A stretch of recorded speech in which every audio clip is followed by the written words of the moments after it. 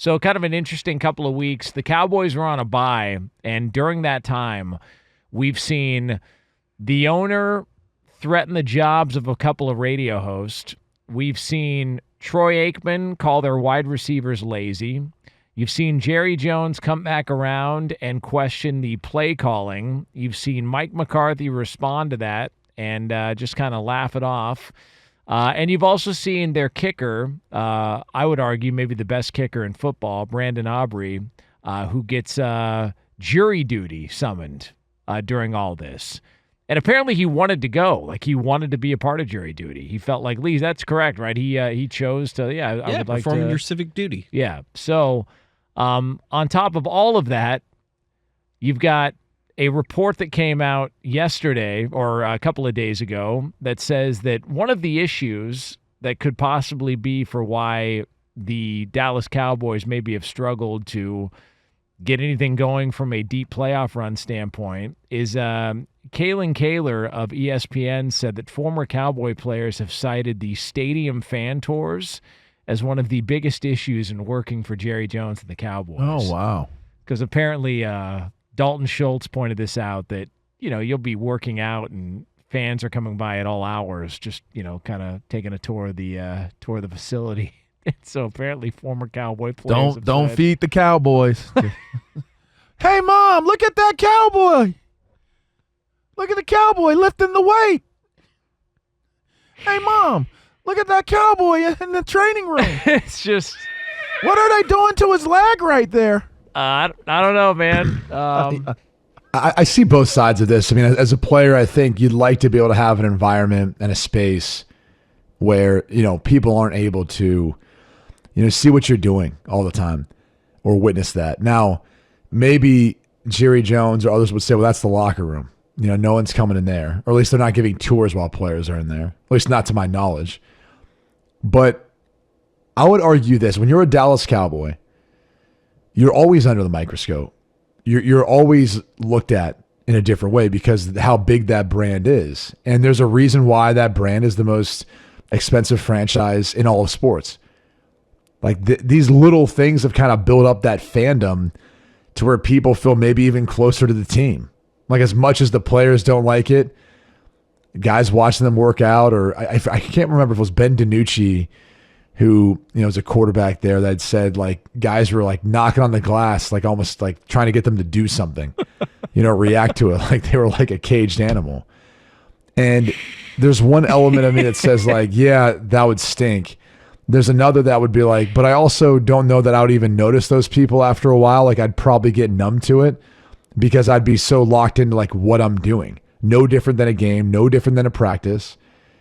And I guess if you can't take the attention that you're getting while you're working out in the weight room, like, how are you going to take that attention? How are you going to handle that pressure when you're on the field? Dak Prescott was asked about this because, of course, he would be. And, he feels like somebody who's just kind of a little bit over the drama. I mean, for once, is all I know. I'm not going to let a couple of people touring the building distract me. I'm present where I am. I think, simply, honestly, I feel like it's an excuse that, I mean, what's the difference in you guys coming in the locker room and talking? You know what I mean? Honestly, with guys bitch about that, too, and I don't get that. I mean, it's being a professional, some things you deal with. Obviously, I guess the nature of this organization, the tours are probably 10 times more than other places if the other places are doing them. I think some do, right? I mean, no? Well, okay, there you go, Cowboy.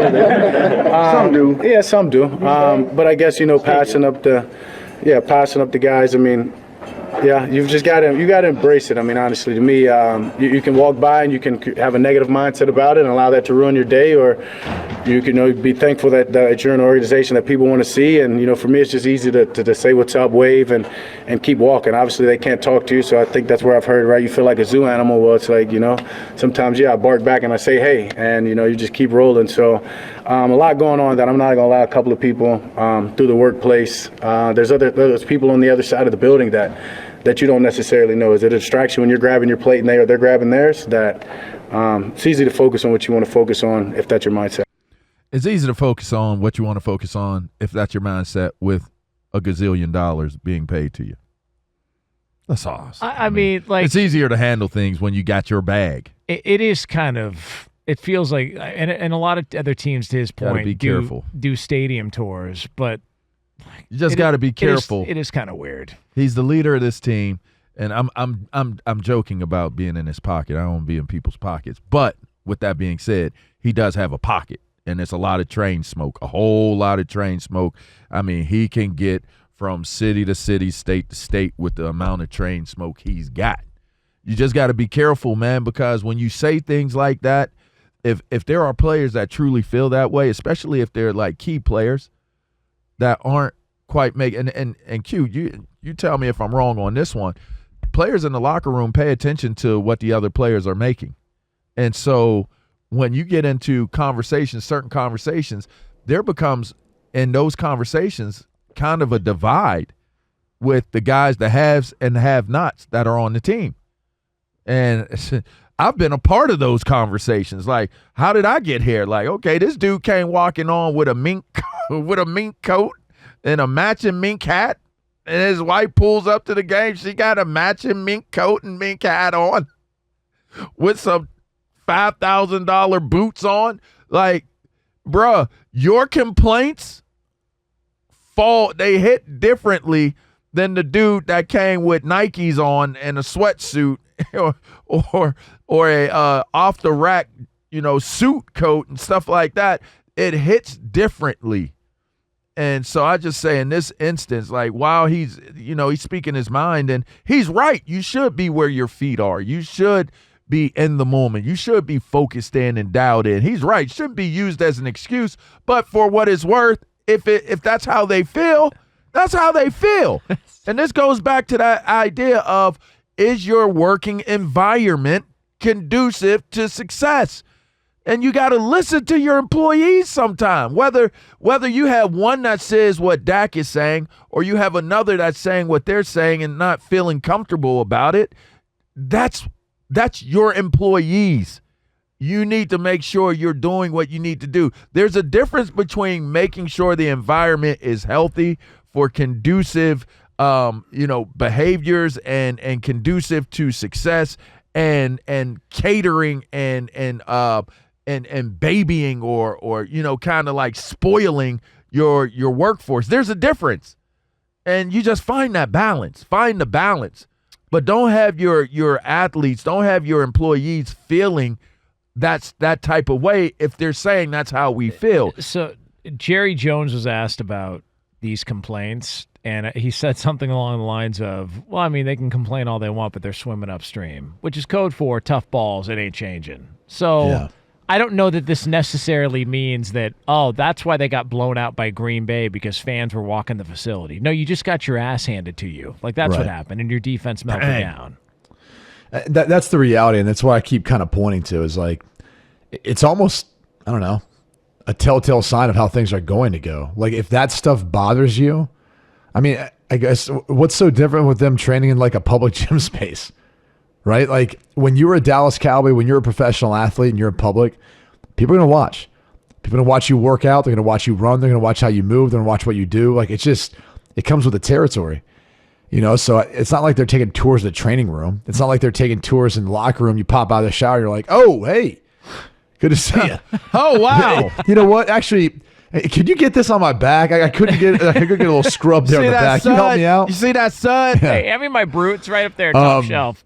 I did want to take the time, though, to make sure you guys know there's many different types of tours here for the Dallas Cowboys. You have the guided tour, which is a 75-minute tour of the Dallas Cowboys World Corporate Headquarters at the Star in Frisco. There's the Owner's Experience Tour. It's a guided tour with a special edition. You get to meet old Jerry Jones, an interactive tour experience that allows guests to peek behind the curtain into a fascinating life of Jerry Jones. That tour will take 90 minutes. There's an ultimate fan experience where you get to explore the Star in Frisco as the ultimate fan. Take the guided tour and take home Dallas swag. Receive a dining and shopping offer, authentic letter of fandom from Jerry Jones. That tour will take you about 75 minutes. I'm not done, by the way. There's a tour and dine where you can enhance your group experience with a dining event in the Star District following your tour at the Dallas Cowboys World Corporate Headquarters. Select from the best restaurants ranging from fast casual to upscale dining. There's also a Star Educational Tour where you can join for an unbeatable summer camp experience with the Dallas Cowboys World Corporate Headquarters. I mean, they do birthdays at the Star as well. Like, there's so many different things going on. I will say this: there is a break though. It appears in the schedule during the middle of the day, where like I'm trying to book one for us today, and we can only get a 3 o'clock for the Star Owners Experience. I mean, it's like Chuck E. Cheese for football fans. And if we want to go today, we cannot. There's like a few spots left at 3 Central Time there, and then a few at 10 and 11. That's about it for that tour. Now, so it does seem like they're kind of blocked off really when the players are there probably practicing. Now, how many people coordinate the Cowboys training facility tour with the tour of the grassy knoll? And they just figure, let's knock this out in one day. We'll do one right after the other. There's probably a lot of that going on. If you could just marry the two, your whole day is planned there in Dallas. That's fun. And listen, again, got zero to do with the fact that you've been blowtorched at home the last 4 games. Got nothing to do with it. Dude, that material's going to die, by the way.